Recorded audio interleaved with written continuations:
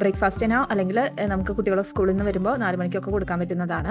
ഇങ്ങനെയാണ് ചെയ്തെടുക്കാൻ നോക്കാം. ചൂടുകട്ടിയുള്ള പാത്രം എടുത്ത് അതിലേക്ക് 1 കപ്പ് കമ്പ് പൊടിച്ചതാണ് ചേർത്ത് കൊടുക്കുന്നത്. അത് ചേർത്ത് കൊടുത്ത് ഇതിൻ്റെ ഈ പച്ചമണം മാറുന്നത് വരെ നന്നായിട്ടൊന്ന് വറുത്തെടുക്കണം.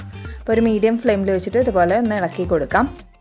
ഞാനിവിടെ organic sprouted pearl millet flower ആണ് യൂസ് ചെയ്യുന്നത്. ഇത് നന്നായിട്ടൊന്ന് വറുത്ത് എടുക്കണം. ഒരു 10 മിനിറ്റിന് മുകളിലെടുക്കും. അപ്പോൾ ഏകദേശം ഒരു സ്മെല്ലൊക്കെ മാറി വന്നിട്ടുണ്ട്. ഈ ഒരു സമയത്ത് ഞാനിത് ഓഫ് ചെയ്ത് വെക്കുകയാണ്. ഇനി ഇത് നന്നായിട്ടൊന്ന് ചൂടാറി വരട്ടെ. ഇനി ഈ സമയം കൊണ്ട് നമുക്കിതിലേക്കുള്ള മധുരം റെഡിയാക്കി എടുക്കണം.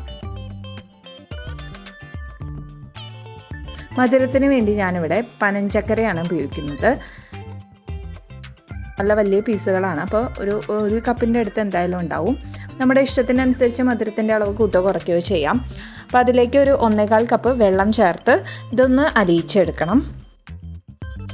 അപ്പോൾ അതൊന്ന് അലിഞ്ഞ് വരട്ടെ.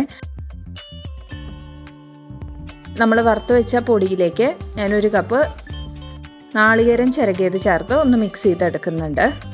ഇത് സ്പൂൺ കൊണ്ട് ഇതുപോലെ നന്നായിട്ടൊന്ന് യോജിപ്പിച്ചെടുക്കാം. ഇതിലേക്ക് ഏലക്കാപ്പൊടി ചുക്കുപൊടിയൊക്കെ വേണ്ടവർക്ക് ചേർത്ത് കൊടുക്കാം.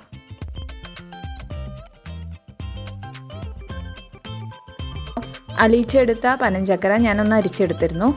അതിനി കുറേശ്ശെ ഇട്ട് ഇതിലേക്ക് ചേർത്ത് മിക്സ് ചെയ്തെടുക്കണം.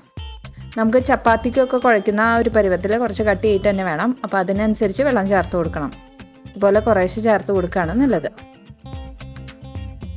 ഇത് കൈകൊണ്ട് ഇതുപോലെ നന്നായിട്ടൊന്ന് കുഴച്ചെടുക്കാം. അപ്പോൾ ഇതിന് നിങ്ങൾക്ക് മധുരം കുറയ്ക്കണം എന്നുണ്ടെങ്കിൽ മധുരം കുറച്ചിട്ട് വെള്ളം ആവശ്യത്തിന് ചേർത്ത് ഇതുപോലെ കുഴച്ചെടുത്താലും മതി. പൂർണ്ണമായും മധുരം ഒഴിവാക്കേണ്ടവർക്കാണെങ്കിൽ ഈ കമ്പിൻ്റെ പൊടിയും നാളികേരവും വെള്ളവും ചേർത്ത് കുറച്ച് ഉപ്പ് വേണമെങ്കിൽ ഇട്ട് ഇതേ രീതിയിൽ ചെയ്തെടുക്കാം. വെജിറ്റബിൾസ് വെച്ചിട്ടും ചെയ്തെടുക്കാം. ഇനി ഒരു റെസിപ്പി ആയിട്ട് ചെയ്ത് കാണിക്കാം.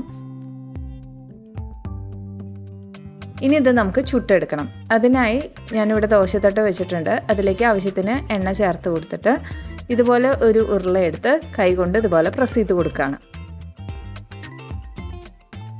മില്ലറ്റിൽ ഗ്ലൂട്ടൻ കുറവാണ്. അതുകൊണ്ട് തന്നെ ഇത് പൊട്ടിപ്പോവാനുള്ള സാധ്യതയുണ്ട്. അപ്പോൾ അധികം കട്ടി കുറച്ച് പരത്താതെ ഇരിക്കുന്നതാണ് നല്ലത്.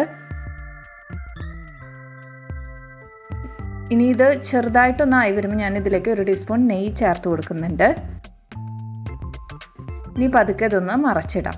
അപ്പോൾ ഈ ഒരു സൈഡ് ബ്രൗൺ ആയി വന്നിട്ടുണ്ട്. ഇനി അപ്പുറത്തെ സൈഡ് ഇതുപോലെ നമുക്ക് നന്നായിട്ടൊന്ന് ബ്രൗൺ ആക്കി എടുക്കാം.